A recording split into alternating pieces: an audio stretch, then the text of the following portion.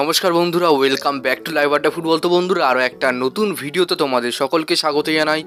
তো বন্ধুরা, ভিডিওটা শুরু করার আগে তোমাদের কাছে একটাই অনুরোধ, সেটা হচ্ছে যে আমাদের এই চ্যানেলে যারা প্রথমবার তারা কিন্তু অবশ্যই আমাদের এই চ্যানেলটাকে সাবস্ক্রাইব করে পাশে থাকা বেল আইকনটি অল করে রাখবে, যাতে সবার প্রথমেই এরকম খেলার আপডেট তোমাদের কাছে পৌঁছে যায়। তো বন্ধুরা, খুবই গুরুত্বপূর্ণ একটা আপডেট, খুবই গুরুত্বপূর্ণ একটা টপিক নিয়ে আজকে আলোচনা করবো। তো তোমরা ভিডিওটা একটু স্কিপ না করে তোমরা পুরোটা দেখতে থাকো, নাহলে কিন্তু তোমরা কিছুই বুঝতে পারবে না। খুবই ইম্পর্টেন্ট একটা আপডেট তোমার সঙ্গে শেয়ার করার আছে। দেখো, তোমরা থাম্বনেলটা দেখে অবশ্যই বুঝতে পেরেছো যে কোন প্লেয়ারকে নিয়ে আলোচনা করব, বা তিনি কোন ক্লাবের প্লেয়ার এবং তার সাথে কী লিঙ্ক আছে মোহনবাগানের। তো এই সব কিছু তোমাদের প্রশ্ন মাথায় ঘুরছে, আমি জানি। সব প্রশ্নের উত্তর আজকে এই ভিডিওতে দেবো। দেখো, এই মুহূর্তে সবথেকে বড় যে খবরটা বেরিয়ে যাচ্ছে, মোহনবাগানের শর্টলিস্ট থেকে একটা প্লেয়ারের নাম জানা গেছে। মোহনবাগান কিন্তু তার সাথে একটা কথাবার্তা চালাচ্ছে। তো প্লেয়ারটার নাম হচ্ছে জিসু ভ্যালেজো। তো এই জিসু ভ্যালেজো একজন রিয়াল মাদ্রিদের প্লেয়ার, এবং বর্তমানে তিনি কিন্তু রিয়াল মাদ্রিদের হয়ে খেলছেন।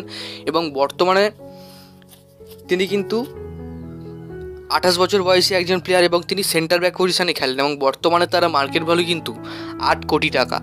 ঠিক আছে, তো 8 কোটি টাকা মার্কেট ভ্যালু এই সেন্টার ব্যাক পজিশনের প্লেয়ারটাকে নেওয়ার জন্য কিন্তু মোহনবাগান খুব কড়াভাবে কথাবার্তা চালাচ্ছে। এই মুহূর্তে সবথেকে বড় খবর যেটা পাওয়া যাচ্ছে, এবং তিনি 4টে ম্যাচ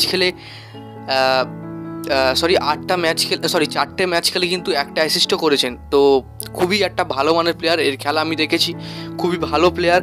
এবং তিনি কিন্তু 1 জুলাই থেকে উইদাউট ক্লাব হয়ে যাচ্ছেন। যত সম্ভব তিনি কিন্তু রিয়াল মাদ্রিদ ছাড়ছেন, এবং 1 জুলাই থেকে তিনি উইদাউট ক্লাব হয়ে যাচ্ছেন।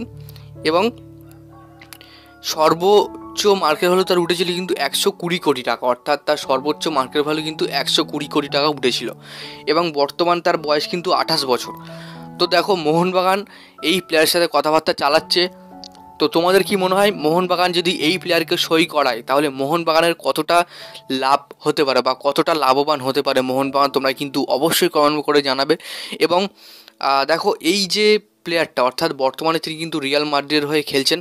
তো রিয়াল মাদ্রিদের হয়ে তিনি কিন্তু ভালো পারফরমেন্স করেছেন এই সিজনেও, আগের সিজনেও তিনি কিন্তু ভালো পারফরমেন্স করেছেন। এবং তিনি কিন্তু শুধুমাত্র রিয়াল মাদ্রিদ না, তিনি কিন্তু গ্রানাডা এফসির হয়েও খেলেছেন, যেটা কিন্তু তোমার লালিগারি একটা ক্লাব। হ্যাঁ, তো ভালো মানের একটা প্লেয়ার। তো মোহনবাগান কথাবার্তা চালাচ্ছে। কথাবার্তা পুরোপুরি ঠিকঠাক থাকলে তাহলে কিন্তু অবশ্যই আমরা মোহনবাগানের হয়ে খেলতে দেখতে পারবো এই প্লেয়ারকে। আর এই আপডেটটা কিন্তু সবার প্রথমে আমি তোমাদের সাথে শেয়ার করছি। হয়তো এখনও পর্যন্ত তোমাদের এই আপডেটটা কেউ দেয়নি, কিন্তু সবার প্রথমে আমি তোমাদেরকে এই আপডেটটা দিলাম। তো অবশ্যই তোমরা চ্যানেলের প্রথমবার হয়ে চ্যানেলটাকে সাবস্ক্রাইব করে দিও।